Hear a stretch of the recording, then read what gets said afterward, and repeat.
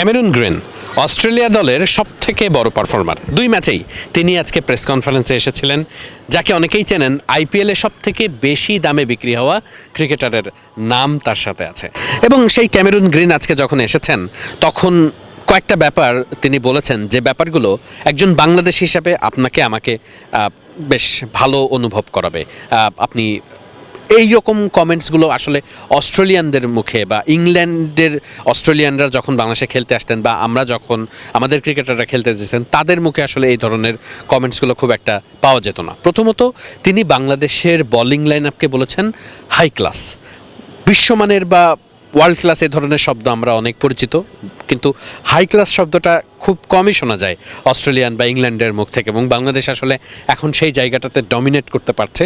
বাংলাদেশের bowling line up পাওয়ার প্লেতে আসলে যেভাবে চেপে ধরছে অস্ট্রেলিয়াকে, অস্ট্রেলিয়া আসলে এই জায়গায় কোনো উত্তর দিতে পারছে না। এবং সেই উত্তর না দেওয়ার কারণেই তারা বলছে যে high class bowling line up.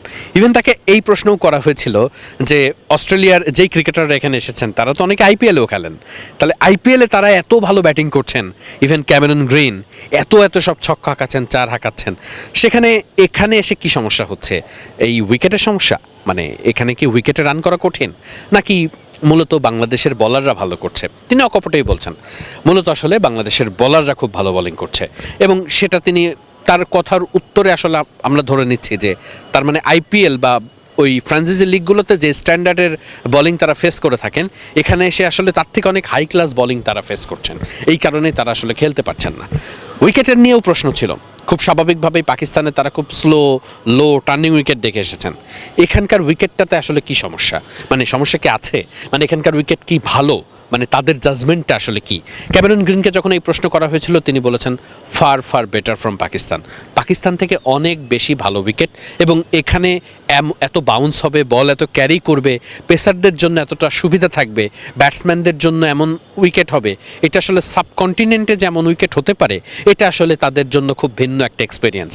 শুধু কিন্তু পাকিস্তান নয়, অস্ট্রেলিয়া যখন ভারতের মাটিতে খেলতে আসে তখন কিন্তু ভারত ওই চেন্নাইতে বা হায়দ্রাবাদে স্পিনিং ট্র্যাক বানিয়ে অস্ট্রেলিয়ার বিপক্ষে ম্যাচ জেতার চেষ্টা করে। এটা আসলে খুব কমন প্র্যাকটিস, সবাই নিজেদের শক্তির জায়গাটার কথাই আগে চিন্তা করে।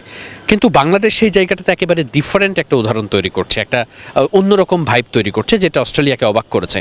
এবং এই জায়গাটাতে অস্ট্রেলিয়া অকপটেই বারবার যতবারই ঘুরিয়ে ফিরে প্রশ্নগুলো করা হয়েছে তিনি বারবারই বলেছেন যে বাংলাদেশের বলারদের আসলে তিনি সুনাম করেছেন। একই সাথে ওই যে প্ল্যান এক্সিকিউট করার যে ব্যাপারটা অস্ট্রেলিয়া বারবার বলছে যে আমাদের হয়তো বা একটা বা দুইটা ব্যাটসম্যান একটু রান করতে পারলে বা একটু বড় রান করলেই আমরা সেটা ডিফেন্ড করতে পারতাম, কিন্তু সেটা আসলে বাংলাদেশের বলাররা করতে পারছে না।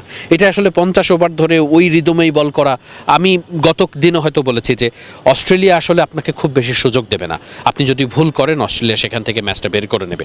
বাংলাদেশের বলার আসলে সেই ভুলটা করতে দেয়নি এই দুই ম্যাচে, অন্তত এই দুই ম্যাচ এতটা পারফেক্টলি তারা বোলিং করেছে যেটা অস্ট্রেলিয়াকে কোনো রুম দিতে দেয়নি। আমরা কিন্তু এমন দেখিনি যে অস্ট্রেলিয়া উইকেট গিফট করে গেছে। আজকের বেশিরভাগ উইকেট দেখেছি বাংলাদেশের বলগুলো আনপ্লেয়েবল ছিল। গতকালকে নাহিদ রানার বলগুলো এত জোরে বল হয়েছে এবং লাইন লেন্থে বল হয়েছে, ব্যাটসম্যান টাইমিং করতে পারেননি, একটুখানি বল রিভার্স করেছে, ব্যাটসম্যান টাইমিং করতে পারেননি, কাঞ্চি লেগেছে, এজ হয়েছে। অর্থাৎ আপনার বলার আসলে উইকেট আদায় করে নিচ্ছে। এটা আসলে ওই বলারটাকে হাই ক্লাস বলতে এই জন্যই তারা বাধ্য হচ্ছেন। এবং তারা নিশ্চিত করেই এখান থেকে ঘুরে দাঁড়ানোর চেষ্টাও করবেন।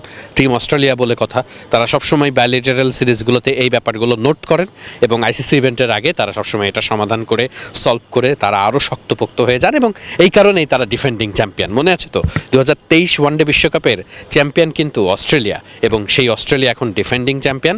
তাদের বিপক্ষেই ভালো উইকেটে বাংলাদেশ 2-0 সিরিজে এগিয়ে গেছে। হোয়াইট ওয়াশও হবার বড়ই সম্ভাবনা আছে এই মিরপুর শেরে বাংলা জাতীয় ক্রিকেট স্টেডিয়াম থেকে ওয়াহিদ মুরাদ, মিডফিল্ড।